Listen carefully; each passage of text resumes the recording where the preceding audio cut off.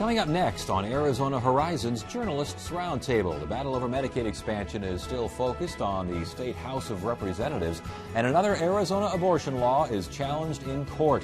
Those stories and more next on the Journalists Roundtable. Arizona Horizon is made possible by contributions from the Friends of Eight, members of your Arizona PBS station. Thank you. Good evening and welcome to Arizona Horizon's Journalists Roundtable. I'm Ted Simons. Joining me tonight are Jeremy Duda of the Arizona Capital-Times, Mike Sunnix of the Phoenix Business Journal, and Steve Goldstein of KJZZ Radio. Medicaid expansion is still lingering or loitering in the House, as the case may be. Give us an update now. What's going on? Well, the latest is that there really is no latest. The Senate passed this a few weeks ago, and since then it's kind of sitting in the House. The governor and House Speaker Andy Tobin are talking. They're having negotiations. The governor's office is talking with the legislators, but there's really been no movement so far. Nothing happened this week. No one's expecting anything to happen next week. The House is still going to be on a 3-day schedule, so they're probably not going to be doing anything. Some people feel like probably a couple weeks. The governor was very optimistic today, said she expects a vote next week. Tobin told me basically, sure, anything's possible. It sounds as though the Speaker doesn't think that there are enough votes to pass, yet everyone else seems to think there are. What's going on here? Yeah, I mean, you talk to most people around the Capitol, people tell you they probably have 8 to 10 Republicans. The governor needs 7. Tobin says there aren't enough, and you have to qualify that because there's probably enough votes for it, but you need Tobin to give the green light. So those people aren't going to vote against if he's opposed to it, they need him to bring it up to the floor first. Do we know what he's aiming for, what he's trying to get here? Is he more accountability, more oversight, these sorts of things? Yeah, there's that camp of skeptics who want to peck around the edges of it. Then there's obviously a lot of Republicans that are just totally opposed to it. So obviously the governor and her camp and the hospitals hope to get it through with some of those with some reasonable oversight and things. There's concerns about how much power the accesses has on things. I called some just legislative offices today to see how much are they hearing from folks, and it was surprisingly that some of the more conservative folks say it's pretty split's pretty even between constituents who support this and oppose this. So you're not seeing either side kind of dominate in terms of the phone calls, kind of an informal survey. I think this is kind of a situation, Ted, politically. We talk about how many votes there may be in the House. It comes back to that majority of the majority again, which Andy Biggs for a while was talking about in the Senate, which he didn't get. Andy Tobin keeps talking about as well, this idea that even if there are 8 to 10 Republicans, well, that's still barely a third of the caucus. So is that really enough to make it go forward? And I think this illustrates maybe the disconnect that people think with the legislature, this idea that, oh, wait a second, if a majority of the legislature, Democrats come out and Republicans want this, why shouldn't it go through? Why is it being held up? Well, but this also gives the Speaker an opportunity. If he can't get any more than what he's got right now, he can provide some cover for those who say no, can he not? I mean, they can go ahead and vote no. The thing scoots out of there, and they can go back and they can run their campaigns and say, I voted no. Yeah, sure. And some of the things he's looking for is stuff that could give a little bit of cover to some of the Republicans who are on the fence. Like he said, he wants legislative oversight over the access director, who would have a tremendous amount of power. They want some undefined accountability measures. He wants a tougher circuit breaker where under the governor's plan it would end the program if federal funding dropped below 80%. He wants 85. I don't know if the governor is willing to go that far, but I think on most of this stuff she's probably willing to negotiate a bit. It really comes down to whether there's enough Republicans there to vote for it who think it's not a third rail issue. There's certain things within the Republican Party, within primaries, if you've guns, abortion, marriage, immigration, some of these things, if you're on the wrong side of that issue, you're going to get challenged in a primary and you're probably going to lose. This is a more complicated thing, and I think that's going to be the deciding factor, whether enough folks think, well, I can still vote for this and not lose my seat. I think an interesting development that maybe we all saw coming, and Jeremy's down there every day at the Capitol, this idea that Andy Tobin finally had to give in on this idea that there's not going to be a ballot measure on this. This is going to be up or down in the legislature. I think it's an interesting development. Why did he give up this idea of referring it to the ballot? Absolutely, I'm not going to say absolutely no support, but very little. I think we found 1 or 2 members of the Republican caucus who supported this as well, but most of them, whether they were for it or against it, they didn't like it. The legislative Democrats didn't like it. The governor is absolutely opposed to it, and he went around and talked to people, and he found not nearly enough support, so he had to abandon it. It's a bit of a surprise because that's a perfect way to punt politically. Let's let the voters decide if they go for it. We'll go with it. It gives some protection on the Republican side. So it is a little surprising that you didn't see a little more interest down there in doing that. You surprised by that? I'm surprised there wasn't a little momentum. I'm not surprised not a lot of people jumped on, because the governor still has, even if, again, the majority is against Medicaid expansion, the governor still has this, there's kind of that feeling that if you have 8 to 10 supporters in the House, you've got, let's say, 6 or 7 in the Senate as far as the Republican side supporting this. I would still think there would be some rabble-rousers who say, come on, let's push this a little bit and not give up. I say early in the game. It's been going on for quite a while. It almost sounds like in the House, either pass it or kill it. Right. Let's go home. Well, yeah. Go ahead, Jerry. Yeah, and what a lot of them were saying is, we've been elected to go do a job. We need to do it, not punt it. That's what they did a few years ago on the tax act that just expires tomorrow, Prop 100. But, I think there's a lot of people kind of nervous about it. If you put this on the ballot, you have to get a campaign going then. And we know where the money for the yes vote will come. It'll come from, the Chamber of Commerce, the Hospital Association, the governor's allies. The no vote, there might be money out there. There might be national Republican groups, maybe local Republican groups, but it's a little more uncertain. And if it passes, then it's voter protected, and you can pretty much never change it. Let's take that point and move forward. The legislature may not be interested in punting, but there's a couple of strong-legged folks who used to be in the legislature. They can't wait to tee this baby up. Yeah, a lot of conservatives want to take it to the ballot. Ron Gould and Antonori, former lawmakers, are going to lead this effort. And there's other folks that are out there. NFIB, some of these more conservative groups don't like this, and they're ready to get on board.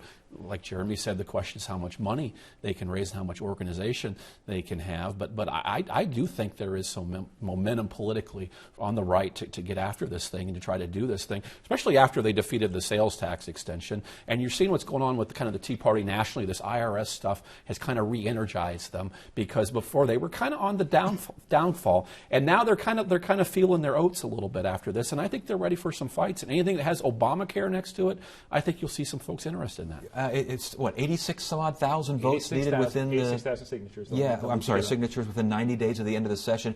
And it sounds like you get enough precinct committee folks and grassroots Republicans and libertarians and those folks together. That doesn't sound like that difficult a task. You really have to get people fired up, and as Mike said, that's possible. The issue now comes that when you think about how huge a program Access is, if there's another suit that somehow puts this on hold, what happens as far as Access if we're not ready for 2014? Where does that put funding in flux, and where does that leave the state? And if this is on the ballot, everything has to wait for the vote next year, correct? Yeah, and this really complicates things, because the state's the access agreement, the Medicaid agreement with the federal government, known as a demonstration waiver, that expires at the end of the year. And this has been a big part of the governor's argument, which is expires at the end of the year. We seriously doubt that the feds are going to let us continue what we're doing now with this enrollment freeze for childless adults. We have to have a new agreement in place. But what happens if we have to put that on hold? For a referendum, you have to put it on hold until after it's approved. That means November of 2014 if the voters pass it. And so we're stuck in limbo for 11 months, potentially paying as much as $300 million out of the state's coffers to pay for that. And who knows what the feds will do? I mean, these people speak in riddles in the best of times, so it's kind of hard to guess whether or not they'll give us some leeway. This issue has festered so much now. It's the only thing we're talking about. It's the only thing that's kind of dominating things down at the Capitol. And if you look at the national picture, conservatives are feeling some momentum. And I think you could see people really get behind this. And you obviously have the anti-abortion crowd that's kind of looked at this issue too, in terms of Planned Parenthood funding and Medicaid. And if you get them on board, even a little bit, this thing will get enough signatures. What about the idea, though, that this would be unconstitutional because it would be a specific part of the budget, and you're not supposed to be able to put that kind of stuff to the ballot, to the vote? Yeah, you can't put an appropriations measure up for referendum, but you can take. But there's a school of thought because you can take certain parts of a bill. You don't have to put a whole bill up for a referendum. You can take certain parts out. You also can't put a tax for continuing services up there. Apparently the governor's office is citing an old Court of Appeals ruling saying that blocks this from going up for a referendum too. But you talk to a lot of lawyers, and a lot of them say, yeah, you could just take the expansion provision and put it up, and obviously that would kill the rest of it. I already see voters' eyes glazing over on this. So that's why I think the campaign, if there is one, it's going to be on these very simple points, and people probably won't even know what's actually on the ballot when it comes to this. When Jeremy talks about it'll be Obamacare. Critics can also challenge it on whether it's a tax. When they pass this thing, they brought this up before, they could take that to the court. It's a tax. It's not an assessment fee. It needs a supermajority. Before we leave this issue, I think you guys wrote about fallout in the Senate after the Senate president was essential. I mean, the dynamics of leadership in the Senate seem like they've changed big time. What's going on over there? Well, there's a pretty deep schism over there. You had this very contentious Senate president's fight after after the election in November, Andy Biggs unseated Steve Pearce. That left some bad blood, and then a lot of folks from the losing camp, they're the ones who basically rolled Andy Biggs and forced a yes vote over his head on the budget and on Medicaid, and nerves are pretty raw. You have two members of the leadership team, John McComish and Adam Driggs, who were part of that clique. The majority of the Republican caucus in the Senate, though, is opposed to Medicaid expansion. So you got a leader in the Senate whose leadership team is out to lunch with the other crowd. Team is the key word there, Ted, because I think a lot of us could have predicted this early on. When I saw McComish and Driggs were going to be up there, this was a bone, in a sense, to the Steve Pearce camp. These were big supporters of Steve Pearce. They accept Andy Biggs, and even the budget coming out of the Senate is very Andy Biggs. It's very pro-Andy Biggs. Just we had the Medicaid expansion, which obviously throws things out. I think it took a lot of guts from McComish, whether people hate him or not, to actually step out and do this, because I know that Driggs wanted to do this. McComish was ready and willing to do it, and his seat is not that safe. Well, no kidding. I mean, and indeed, McComish really took the lead on this and may take the brunt of the criticism from folks like who is A.J. LaFaro, and why is he calling this a historic traitorous event? And it was a mugging in the Senate. I mean, is this what the Republican Party, Maricopa County Republican Party, really thinks about this? Well, McComish has always been more of a moderate. He was a chamber guy at Ahwatukee, very moderate temperate, very nice guy too, and so he's the one that's going to, I think, is going to end up being the poster child of this. And if there's somebody's going to kind of get challenged in the primary and say, here's the guy that kind of went with Obamacare and Medicaid, John's the guy. I'm waiting to see if A.J. LaFaro will come out and make a speech saying, give me liberty or give me death, because he also called the governor a traitor. Right. So, well, called her Judas, actually. Oh, thank you. Yes, even better. Thank you. But this majority of the majority line is coming up in Washington with the immigration debate. I've seen a lot of Republicans talking about this,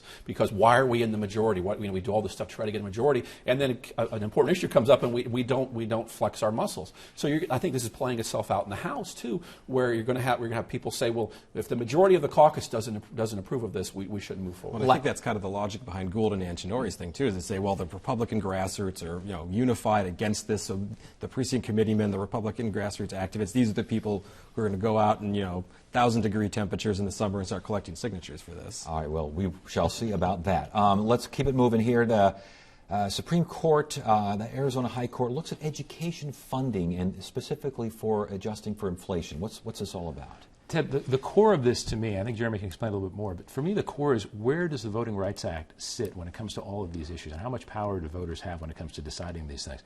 The legislature was required, starting in 2000, to actually fund, along with inflation, education increases. In 2010, the state budget was in the absolute hole.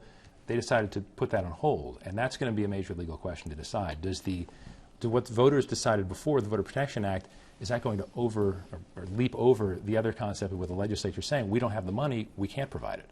Well, the legislature interpreted that proposition that kind of creatively a few years ago when you were in the midst of this budget crisis. It says you have to increase base funding or other factors by 2% or inflation, I think whichever is greater.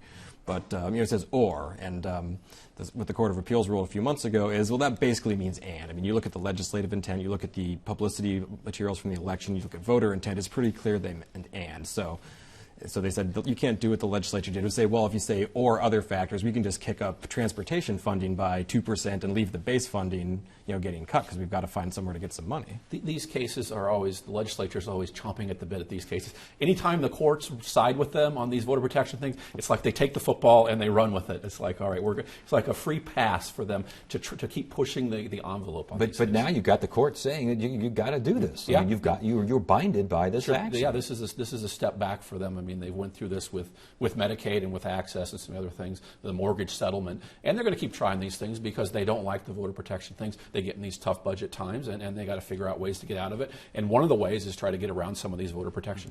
Well, and what the original court ruling out of the district court said was, yeah, the voters said you have to do this, but the voters cannot force lawmakers to make an expenditure year after year, and the Court of Appeals disagreed. All right, another court case. It seems like everything that comes out of the legislature winds up in court in one way, shape, or form. ACLU suing over an abortion law that basically says you can't target sex or race. First of all, this is why I have my notes here, Ted. Okay. I want to read you what the official title of this 2011 bill sponsored by Steve Montenegro, which became law. It's cited as the Susan B. Anthony and Frederick Douglass Prenatal Non-Discrimination Act of 2011. My goodness. And in actually reading this, it's a felony if you were to either if you were to be an abortion provider and do the abortion in a situation where it's, you know for a fact it is because of the race or the sex of the child. And in the background for this, a lot of things that were cited were Asian people, African Americans. There were numbers that weren't even fact-based to say that more African Americans get abortions. So ACLU is saying this is already a discriminatory act. We have to overturn this in some sense. Now, it's been in effect for 2 years. This issue of targeting sex or race in abortions, obviously a major problem, or the legislature wouldn't address it, correct? Well, I don't know if we have any evidence at all of that in 21st century American culture. The NAACP and an Asian group were signed on as co-plaintiffs in this thing. Basically, the anti-abortion folks want to restrict abortions, discourage abortions. So their goal is to pass as many laws possible at the state level, federal level, to try to discourage these things and just throw more things, more barriers in the way in order to reduce the number of abortions. I don't think there's any evidence of any of these things going on now. Any evidence at all? Well, when Steve Montenegro, the sponsor, was pushing this a couple of years ago, he was citing an article in The Economist, which is based on a study showing gender selection going on in Asian countries. And, in some cases, remember, they're talking about China, where the government only allows you to have one kid, and as they have a record of, forcing people to have abortions. But they never demonstrated in that article, in that study, that happens here. They said some statistics show that there's, a greater gender imbalance among, some Asians in America, but it never made the leap to saying this is actually happening. So there's some serious questions over whether or not this actually happens here. I don't know how often we've said unintended consequences about things. This is one, it's a solution in search of a problem, basically. It's an ideological issue. Let's sort of incrementally try to take away certain abortion rights. And I think that's where the ACLU is concerned. It's not that this is such an impactful law. It's that, is this some sort of incremental step that could lead to something bigger? All right, something else that may impact an Arizona law. I think the law is currently on appeal in the Ninth Circuit. This involves an Indiana abortion, Planned Parenthood funding, which the idea that the funding for Planned Parenthood would eventually in some way, shape, or form wind up funding abortion. This now made it, or did not make it to the Supreme Court, this Indiana law, correct? And that could impact what's happening in the Ninth Circuit with Arizona's law. Yeah, we passed the same law here last year, which would attempted to pull Medicaid funding from any organization that performs abortions, like Planned Parenthood, of course, being the big example. Now, state and federal law already prohibits government money from being used for elective abortions, but most of the services Planned Parenthood provides are not abortion related. They do a lot of screening and stuff like that. And what the superior or the district court said to us, for a few months ago is, you can't do this. But the Indiana law, which is basically the same thing, it had gone a bit further. It had already gone through the appeals court, gotten struck down there again. The Supreme Court said, we're just not going to hear this. So unless the Ninth Circuit Court of Appeals overturns the ruling out here, it sounds like the Arizona law is destined for a pretty similar fate. Yeah, that's a tough one for the anti-abortion folks here, because they have been pushing this. They pushed this as part of the Medicaid expansion too. And their argument is you're giving money for Planned Parenthood that frees them up financially to provide more abortions, even though that they're not using that state money, but they can use a bigger pool of their own money for that. And also will give some fuel to the fire to kind of the folks on the right who don't like these Medicaid expansions. Look what happens when you sign up for these programs. You're stuck with these federal mandates. You're stuck in the federal courts. You're stuck going through the Ninth Circuit. And so I think it plays into the Medicaid issue too. We should say the Seventh Circuit there regarding the Indiana law, Seventh Circuit Court of Appeals, not the Ninth, which I guess is very different here, said that basically the ban was a threat to other Planned Parenthood medical services. Period. And Supreme Court didn't even want to look at it. Yeah, they didn't take a look at it all, and that's probably the same fate for the Arizona measures. All right. I understand, Steve, that there was an effort to recall the Maricopa County Sheriff.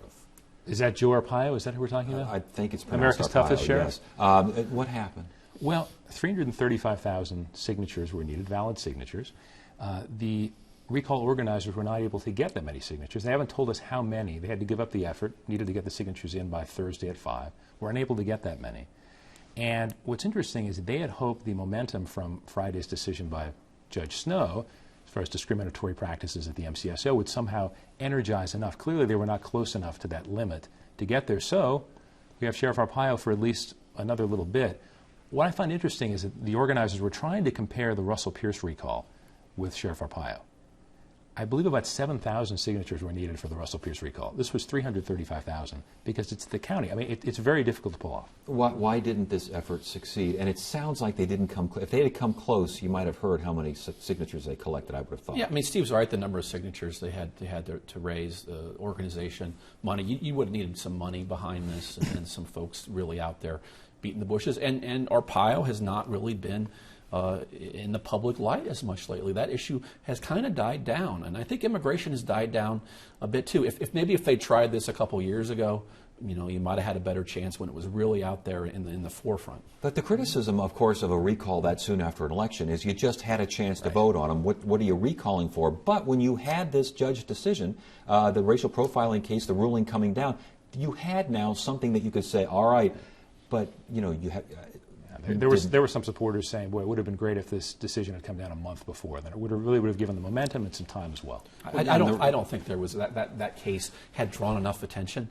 Well, that was 8 months ago, and it took 8 months to get that ruling out. Yeah. When you read the ruling, you understand how precise and how defined it was, but still. Yeah, I just don't think that issue and the case drew enough attention to really energize folks. Well, that might have made a difference a couple months ago. 'Cause remember about a month and a half ago, they stopped paying their paid circulators to get these signatures. Then they started again, then they stopped again. They didn't have the money. I mean, the writing was on the wall for those folks for a while now. I was going to say, Mike's point is an interesting one, though, about how much in the spotlight the sheriff has been, because, of course, those of us who have had to run to press conferences and whatnot to cover the sheriff, this concept of after the Judge Snow ruling came down, there was a YouTube video put out, I think it was 53 seconds that the sheriff put out. He was not making public appearances. He put out a statement now after the recall organizers couldn't get the signatures, basically saying, well, they're an embarrassment. They're embarrassed by how few signatures they got. But he's still not out there doing one of his patented press conferences. I find that kind of interesting.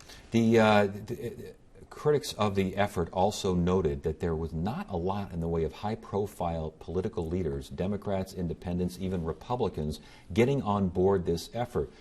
Even after that court ruling came down, I think Senator Gallardo stood up and said, where is the indignation? Where is the indignation? Well, with the Democrats, a lot of them, I think. But I think... obviously, that came too late for people to really jump on board with the recall effort. By the time that ruling came down, by then everyone already knew it was done. But you've seen a lot of some Democrats come out and criticize that. The two, Chad Campbell and Fred Duvall, who are both obviously looking at running for governor, both have. Legislators have. But you didn't see a lot of support, surprisingly, or a lack of support among a lot of Democratic elected officials for the recall itself, though. And I think even though a lot of them hate Arpaio, a lot of them still felt like that's a little bit out of bounds trying to recall someone who was just reelected. I think the perception's still there that he's stronger than maybe he is, especially among political folks. They're very cost-benefit analysis types. You didn't see Janet Napolitano take him on. You didn't see Terry Goddard take him on when they were in office. John McCain doesn't really take him on that much. They still view him as a powerhouse because of his constituency, kind of his support within the older folks and the grassroots. And you don't see people come out. That's what these efforts need when you want to get rid of him via election or recall. It's some high-profile folks, some high-profile money. You never see that. I'll be slightly contrary to Mike. I'm not saying this is accurate, but there's part of me that also thinks he's 80 now. He barely won his last election.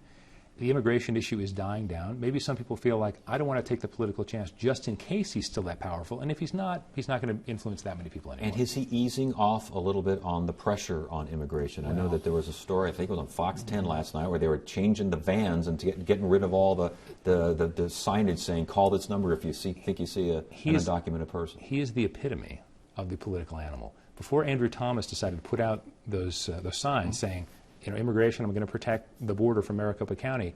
Before that, I heard the sheriff many times say, illegal immigrants, they're trying hard, I'm not going to target them, and it seemed like he meant it.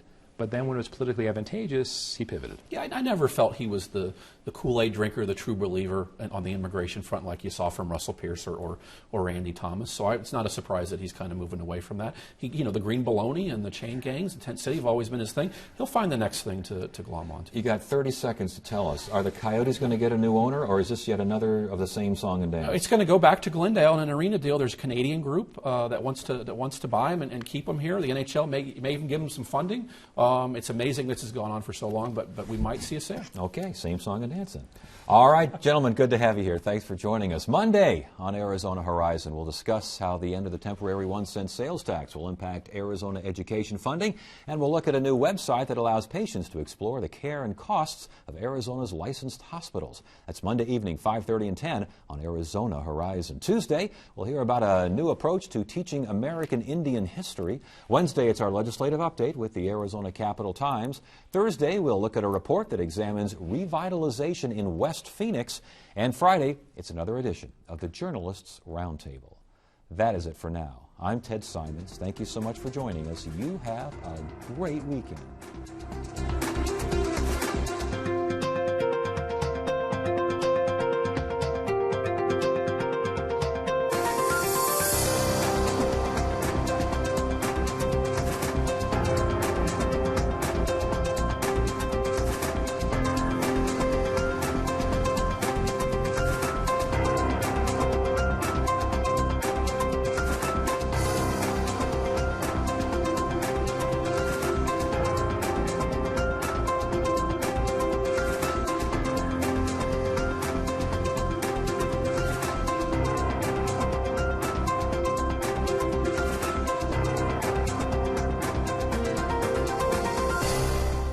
Arizona Horizon is made possible by contributions from the Friends of 8, members of your Arizona PBS station.